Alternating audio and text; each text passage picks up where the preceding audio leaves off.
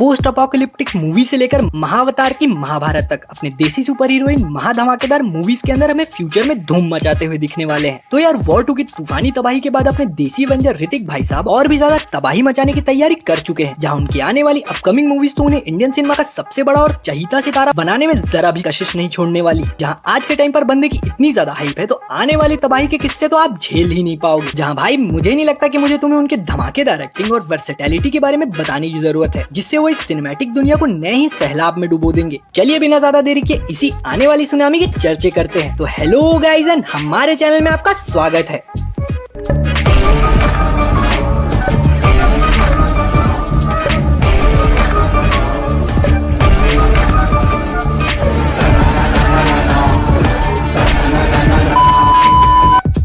तो यार वॉर 2 के तबाही के बाद अब अपने देसी एवेंजर हमें सबसे पहले उनकी most anticipated super hero movie यानी क्रिश 4 में देखने को मिलने वाले हैं, जिसको कि वो खुद ही डायरेक्ट भी करेंगे, क्योंकि उन्होंने सिर्फ इंडियन सिनेमा के लिए नहीं बल्कि ग्लोबली हिट बनाने की तैयारी कर ली है। जहाँ इस मूवी में इस फ्रेंचाइज की काफी लोकप्रिय किरदार का रोल निभाने वाली ग्लोबल आइकॉन प्रियंका चोपड़ा भी वापसी करने वाली है, और साथ ही ये फिल्म एक टाइम ट्रेवल मिस्ट्री होने वाली है जो कि क्रिश के यूनिवर्स को पूरी तरह से रीबूट कर देगी, ताकि उनको एक फ्रेश स्टार्ट मिल सके उनकी इस फ्रेंचाइज को पहले से और भी बेहतर और काफी खतरनाक ऊंचाइयों तक पहुंचाने के लिए। जहाँ ऋतिक इस फ्रेंचाइज को क्रिश 4 के बाद भी कंटिन्यू करना चाहते हैं, वो भी ग्लोबल लेवल पर। तो जब से RRR ने इंडियन सिनेमा के दरवाजों को ग्लोबल रीच के लिए खोल दिया है, तब से इंडियन सिनेमा का हर छोटा बड़ा क्रिएटर इसका फायदा उठाना चाहता है, जिनमें YRF के बाद इंडियन सिनेमा के सबसे बड़े और सबसे कामयाब प्रोडक्शन हाउस यानी होम बाले फिल्म्स का भी नाम शामिल है, जिसके साथ कई पिक्चरों को बनाने की डील भी ऋतिक सर ने पहले ही साइन कर ली है। और यार होम बाले फिल्म्स की ग्लोबल रीच के बारे में तो हम सबको पता ही है। कांतारा के बाद अब ऋतिक सर के साथ मिलकर सच में वो काफी ज्यादा खतरनाक तबाही मचाने वाले हैं, जहां भाई वो अपने ऋतिक सर की अंदरूनी शक्तियों का पूर्ण उपयोग सच में सही तरीके से कर सकते हैं और उन्हें एक ग्लोबल सुपरस्टार बनने में मदद कर सकते हैं, जो बॉलीवुड या डायरेक्टर्स आज तक नहीं कर पाए। जहां भाई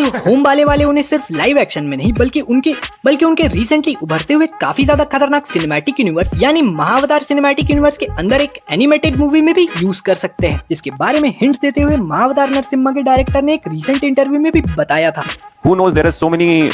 great actors casted and signed by Hombale Films, you know, na? Who all? So we have Prabhas Guru, we have Rishabh Guru and Hrithik Roshan Guru, no? Yes. So who knows, we have their digital versions in the next film.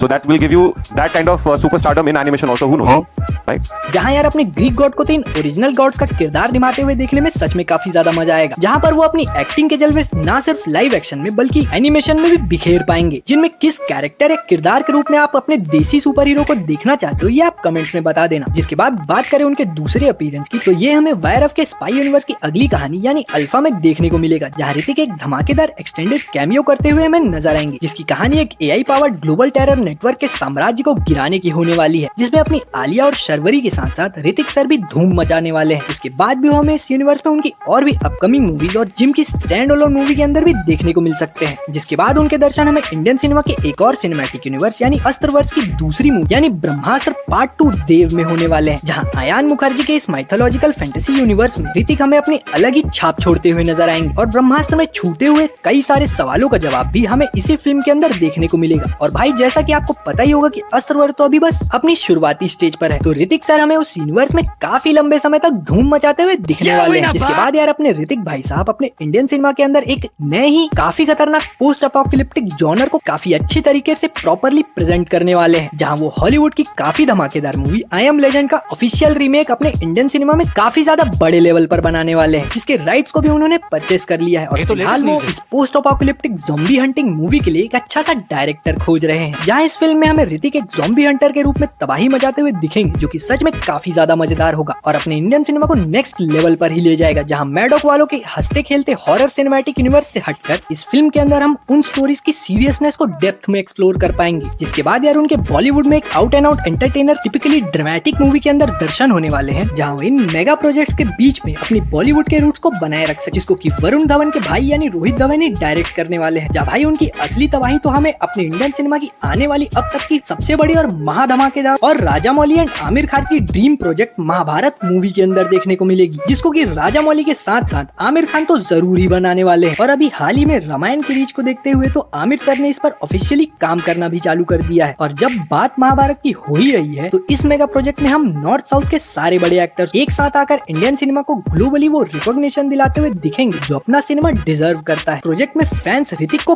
काफी पहले से देखना चाहते हैं और राजा मौली sir ने तो ऋतिक को पहले भी कई सारी मूवीज के लिए अप्रोच किया था, but due to one reason और अदर मीटिंग्स मटेरियलाइज नहीं हो पाई। पर राजा मौली सर के लिए ऋतिक आज भी फर्स्ट चॉइस है। तो अगर उन्होंने इस ड्रीम प्रोजेक्ट को बनाया तो उसमें हमें ऋतिक सर तो जरूर ही देखने को मिलेंगे, जिसके बाद भी उनके आने वाले कल का चेहरा काफी ज्यादा सुनहरा है, जहां वो हमें कर्ण और फाइटर 2 जैसी मेगा प्रोजेक्ट में देखने को मिलेंगे। जिनमें से किस मूवी को देखने के लिए आप सबसे ज्यादा एक्साइटेड हो ये आप कमेंट्स में बताना। और वीडियो में कुछ पसंद आया तो ऐसे ही अमेजिंग वीडियोस के लिए वीडियो को लाइक और चैनल को सब्सक्राइब भी कर देना।